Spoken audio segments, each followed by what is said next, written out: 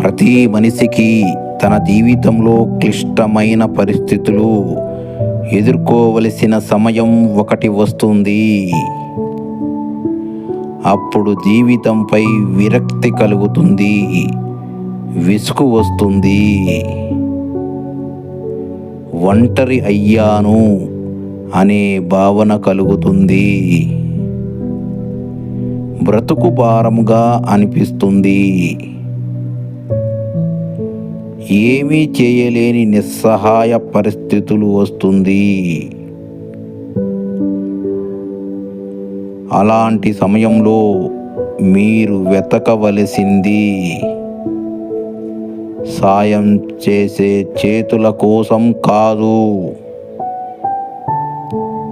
మీలో అంతర్లీనంగా నిక్షిప్తమై ఉన్న శక్తి కోసం.